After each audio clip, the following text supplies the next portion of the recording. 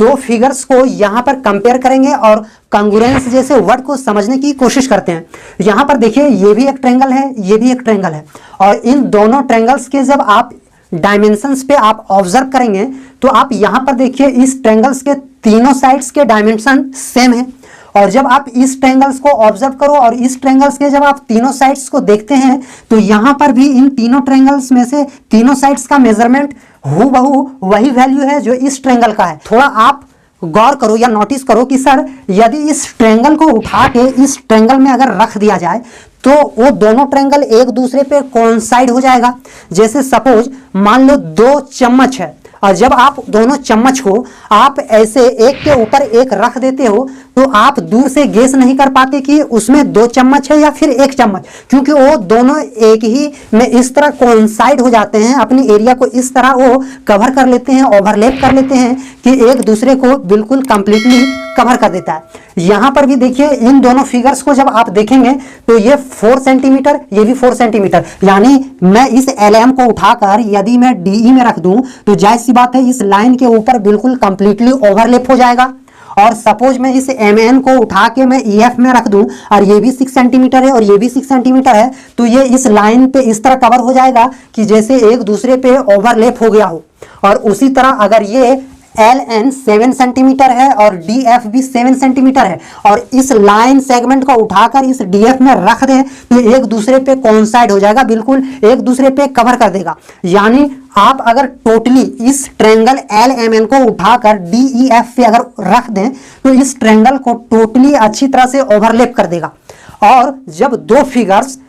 का शेप और साइज अगर सेम हो और इक्वल हो तो इसी को तो कॉन्ग्रुएंसी कहते हैं। यानी दो ट्रायंगल्स ही नहीं, अगर मैं यहाँ पे दो सर्किल को ड्रॉ किया और इस सर्किल का रेडियस 7 सेंटीमीटर है और फिर हमने यहाँ पर एक और सर्किल ड्रॉ किया और इस सर्किल का भी रेडियस 7 सेंटीमीटर है, और जब दो सर्किल का रेडियस सेम होता है तो इसका मतलब ये हुआ कि जब आप इस सर्किल को उठाकर सपोज इस सर्किल के ऊपर रख देंगे तो बिल्कुल इसके ऊपर ओवरलैप हो जाएगा। यानी कि साइड साइड में कोई ऐसा नहीं कि कोई मार्जिन थोड़ा सा बाहर निकल गया हो। हाँ, अगर मान लो कि एक हमारा पास कॉइन है जो सर्कुलर फॉर्म में है और इसका डायमीटर 3 सेंटीमीटर है और एक बड़ा सा यहाँ पर एक बेंगल है और इसका डायमीटर हमारा 12 सेंटीमीटर है, तो क्या इन दोनों फिगर्स को आप कॉन्ग्रुएंस कहोगे? सर नहीं, क्योंकि जब आप इस सर्किल को उठा के इस सर्किल के ऊपर रखते हो तो जायज सी बात है कि ये सर्किल सिर्फ इतना ही एरिया घेर पाएगा, बाकी एरिया तो खाली रह गया। तो हम इन दोनों फिगर्स को कॉन्ग्रुएंस या तो कॉन्ग्रुएंट फिगर नहीं कहेंगे। यदि दो ट्रायंगल्स के तीनों साइड्स इक्वल हैं तो आप उस ट्रायंगल्स को कॉन्ग्रुएंट बोल दीजिए। यदि इन दो ट्रायंगल्स के तीनों एंगल्स इक्वल हैं तो आप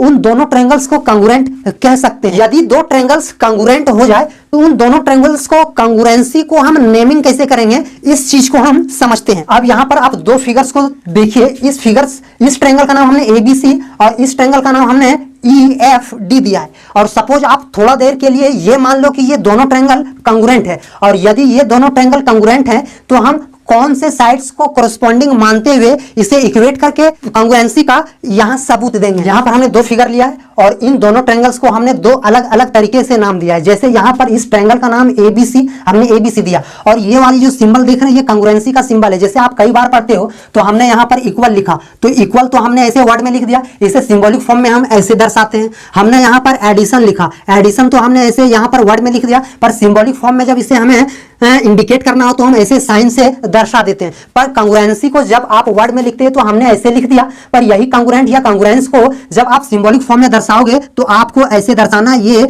कॉन्ग्रुएंस का सिंबल है। अब सपोज ये ट्रायंगल और ये ट्रायंगल हमारा कॉन्ग्रुएंस है तो हमने ट्रायंगल ABC कॉन्ग्रुएंसी का यहाँ पर साइन है और ट्रायंगल DEF हमने लिख दिया। इस तरह लिखने का मतलब ये हुआ कि ये एंगल यानी कि ये एंगल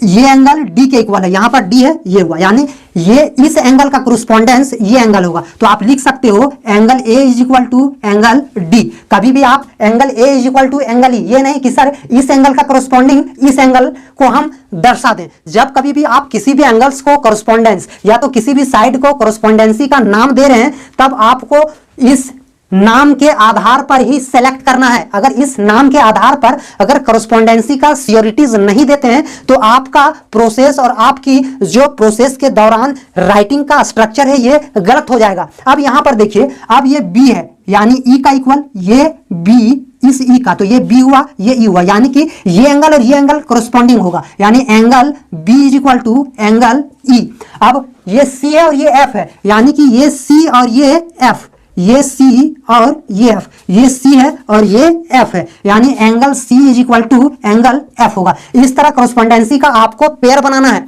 अब सपोज हमने इसी ट्रायंगल्स का नाम अगर इस तरह दे दिया हो, ए बी सी कांग्रुएंस है ट्रायंगल डी एफ ई का, तो angle A is equal to angle D. आप इस वाले केस में angle A is equal to angle D, यहां तो कोई डिफरेंशिएशन आपको नोटिस करने को नहीं मिला, तो हमने यहां पर angle A is equal to angle D लिखा। अब यहां पर देखिए, ये जो है बी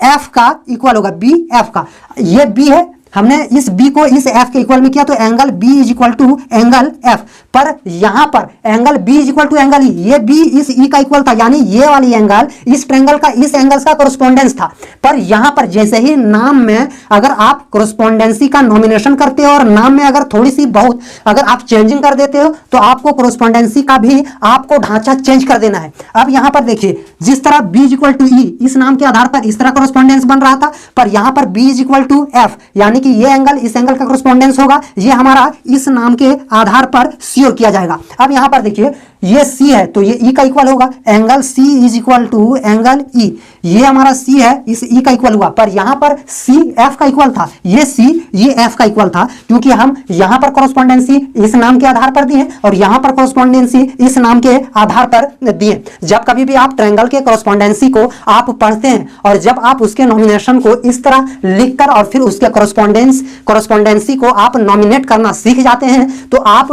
कांग्रुएंस ऑफ ट्रायंगल्स के कुछ हद 50 या 60% तक कॉन्सेप्ट हासिल कर लिया।